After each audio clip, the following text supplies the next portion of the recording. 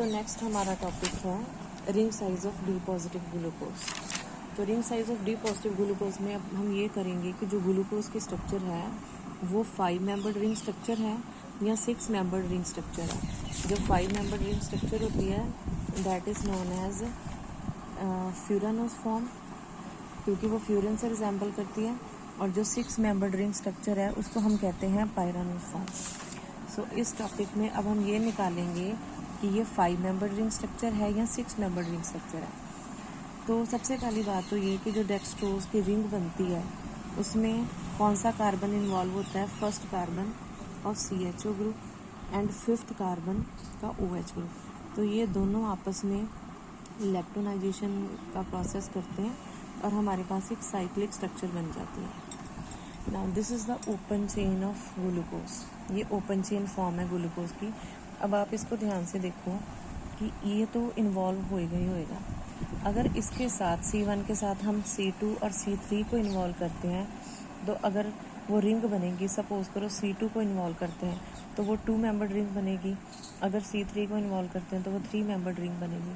तो ये जो रिंग्स होती हैं they are highly strained rings, तो ये तो पॉसिबल ही नहीं है। उसके बाद अगर हम C6 को इन्वॉल्व करते हैं तो ये टोटल 7 मेंबर्ड रिंग बनेगी। और ऐसी जो रिंग्स होती हैं they have very high entropy of activation, तो दैट मीन्स ये भी इन्वॉल्व नहीं है। अब कौन बचा? अब बचा हमारे पास carbon number 4 and carbon number 5। और जो कार्बन नंबर 4 अगर इन्वॉल्व होएगा तो वो बनेगी 1 2 3 4। अगर हम इसको इन्वॉल्व करते हैं और बीच में ऑक्सीजन आ जाएगा तो that will be a 5 membered ring. अगर हम C5 को इन्वॉल्व करते हैं तो वो होएगी 1 2 3 4 5 और 6वां आइटम होएगा ऑक्सीजन, तो उसको हम बोलेंगे हम 6 मेंबर्ड रिंग। तो अब हम ये फाइंड आउट करेंगे कि 5 मेंबर्ड रिंग है या 6 मेंबर्ड रिंग है। तो इसके लिए हम how we can experimentally prove it. तो हमने क्या किया, हमने ग्लूकोज को लिया और ग्लूकोज की हमने ट्रीटमेंट की with methanol in dry HCl। तो हमारे पास 2 आइसोमर बने ग्लूकोसाइड के, एक होता है मिथाइल अल्फा डी ग्लूकोसाइड, एक होता है बीटा डी। इसमें से हमने किसको सेपरेट आउट कर लिया, बीटा आइसोमर को, लाइक दिस। ये हमने बीटा आइसोमर को सेपरेट कर लिया और बीटा आइसोमर को सेपरेट करने के बाद हमने उसकी ट्रीटमेंट की with DMS, this is di methyl sulphate in basic medium. तो जैसे हमने इसकी ट्रीटमेंट की तो हमारे पास ये कंपाउंड बन गया which is methyl 2,3,4,6 tetra O methyl beta D glucoside, जिसको हम करेंगे दिस इज नंबर 2। सो ये रिएजेंट हमारे पास, ये कंपाउंड हमारे पास बन गया this one. What we have done, we have treated glucose with methanol and HCl। 2 isomer बने, इनमें से हमने बीटा आइसोमर को सेपरेट किया, उसकी ट्रीटमेंट की विद डाईमिथाइल सल्फेट।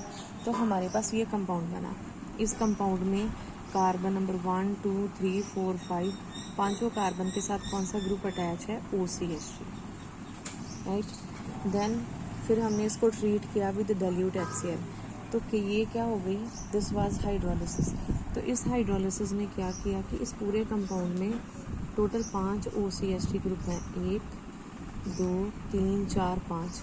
लेकिन इन पांचों में से सिर्फ उसने जो फर्स्ट OCH3 है उसको किस में कन्वर्ट कर दिया, इनटू OH ग्रुप। यस,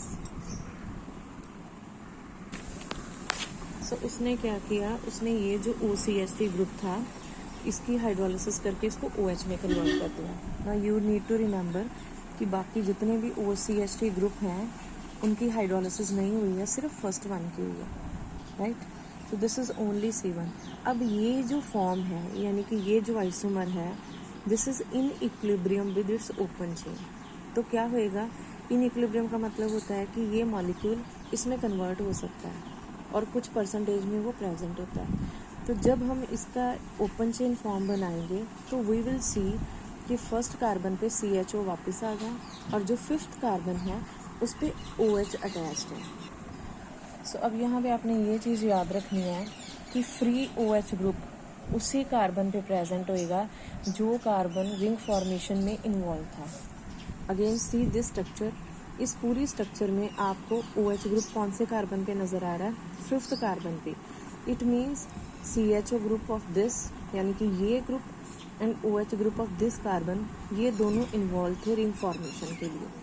अब हम इसको फर्दर इसको प्रूव करेंगे। तो हमने क्या किया, हमने इस ओपन चेन फॉर्म में क्या डाल दिया, नाइट्रिक एसिड। नाइट्रिक एसिड क्या होता है, ऑक्सीडाइजिंग एजेंट। तो इसने क्या किया, इसने ऑक्सीडेशन कर दी। अब आपको याद रखना पड़ेगा कि जब हमने नाइट्रिक एसिड को डाला तो उसने ऑक्सीडेशन कहाँ कहाँ पे की। नंबर 1 CHO ग्रुप किस में कन्वर्ट हो गया, COH में। और जो OH ग्रुप है अल्कोहल की ऑक्सीडेशन की, क्योंकि ये कौन सी अल्कोहल है, ये सेकेंडरी अल्कोहल है। ये OH ग्रुप उस कार्बन के साथ अटैच्ड है जो फर्दर 2 कार्बन के साथ अटैच्ड है। This is a secondary alcohol. Then secondary alcohol is being oxidised into ketone group. अब नाइट्रिक एसिड डालने के बाद यहाँ पे सिचुएशन रुकेगी नहीं, अब अपने आप इसकी क्लीवेज होगी, यानी कि ये मॉलिक्यूल टूट सकता है। तो अगर आपने इस मॉलिक्यूल को नाइट्रिक एसिड के साथ ट्रीट किया है तो आफ्टर ऑक्सीडेशन ये इन 2 पार्ट्स में टूटेगा। पहली होएगी cleavage around C4 and C5, यानी कि यहाँ पे तो 2 फ्रेगमेंट बनेंगे ऑब्वियसली, एक होएगा 4 वाला और दूसरा होएगा 2 वाला। और अगर क्लीवेज हो रही है अराउंड 5 एंड 6, ये बॉन्ड टूट रहा है तो एक होएगा, यानी कि एक होएगा आपका 4 वाला if cleavage is around C4 C5 and if cleavage is around C5 C6, ये होएगा 5 वाला। अब आपको याद रखना है कि ऑक्सीडेशन के बाद क्लीवेज वहीं पे होएगी जहाँ पे कार्बोनाइल ग्रुप है। तो ये जो 2 फ्रेगमेंट हैं ये हमें ये बताते हैं कि फ्री OH ग्रुप कहाँ पे प्रेजेंट है, 5th कार्बन पे, क्योंकि वही OH किस में ऑक्सीडाइज हुआ है इनटू कीटोन ग्रुप। सो ये रिएक्शन हमें ये बताता है कि ये 2 फ्रेगमेंट्स बन रहे हैं। आपको नाम याद करने पड़ेंगे with formula trimethoxy glutaric acid and dimethoxy succinic acid. Next point is, अगर C5 नहीं C4 इन्वॉल्व होता रिंग फॉर्मेशन में तो क्या होना था, फिर ट्राईमिथॉक्सी ग्लूटारिक एसिड नहीं बनना था। मतलब अब हम इसको उल्टा लेते हैं, यानी कि सपोज करो कि ये वाली जो रिंग स्ट्रक्चर है, यानी कि आपका जो ग्लूकोसाइड है इसमें C5 नहीं C4 इन्वॉल्व होता तो ये नहीं ये बनना था C4। फिर हमने इसकी ट्रीटमेंट की जैसे पीछे की थी विद डाइमिथाइल सल्फेट। ये ट्रीटमेंट करने के बाद जैसे यहाँ पे सारे OCH3 में कन्वर्ट हो गए थे, यहाँ पे भी हो गया। Then we have done hydrolysis using dilute HCl। तो इसमें भी सिर्फ फर्स्ट OCH3 किस में कन्वर्ट हुआ था, OH में। तो same story will happen here. Then we know that this isomer is in equilibrium with free chain. तो ये आ गई इसकी फ्री चेन। अब इन दोनों को कंपेयर करो, ये वो फ्री चेन है जिसमें कार्बन नंबर 1 2 3 4 C4 पे फ्री OH ग्रुप है, और ये स्ट्रक्चर वो थी जिसमें C5OH पे OH है। And we need to remember that the free OH group must be present only on that carbon which was originally involved in ring formation। तो ये हम अभी अज्यूम करके चल रहे हैं कि अगर ये 5 मेंबर्ड रिंग होती तो इस तरह से कंपाउंड बनते। देन आफ्टर दिस ये हमारे पास बन गई 5 membered ring structure. Now this 5 membered ring structure this is in equilibrium with its free chain form. तो इस फ्री चेन में हमें नज़र आ रहा है at C4 free OH group is present। फिर हमने क्या किया था, then we have done oxidation using nitric acid। और ऑक्सीडेशन ने क्या किया था कि CHO और जहाँ पे भी OH था उसको कीटोन ग्रुप में कन्वर्ट कर दिया था। सो अगेन यहाँ पे CHO जो है it will be oxidised into carboxyl group, और क्योंकि ये भी OH जो है जो एक सेकेंडरी हाइड्रोक्सिल ग्रुप है तो इसकी ऑक्सीडेशन भी किस में हो जाएगी, into ketone group. Then further step क्या था, फर्दर स्टेप था क्लीवेज। तो मैंने आपको बोला था कि क्लीवेज कहाँ पे होती है, जहाँ पे कार्बोनाइल ग्रुप हो। तो एक बार कट लगेगा कार्बोनाइल ग्रुप के ऊपर और एक बार नीचे। तो जब ऊपर लगा तो 4 फ्रेगमेंट, 4 कार्बन वाला फ्रेगमेंट बना, जब नीचे लगा तो 5 वाला। सो 4 वाला और 5 वाला। अब यहाँ पे देखो दिस इज कार्बोनाइल ग्रुप। अगर कट हम ऊपर लगाते हैं तो हमारे पास क्या आएगा, 3 फ्रेगमेंट, 3 कार्बन वाला फ्रेगमेंट। और अगर हम कट नीचे लगाते हैं तो 4 वाला। यानी कि अगर हम इन दोनों को देखें तो हमारे पास क्या आना चाहिए, dimethoxy succinic acid and methoxy malonic acid. अब डाईमिथॉक्सी सक्सेनिक एसिड पिछले केस में भी बना था C, लेकिन पिछले में ट्राईमिथॉक्सी ग्लूटारिक एसिड बना था।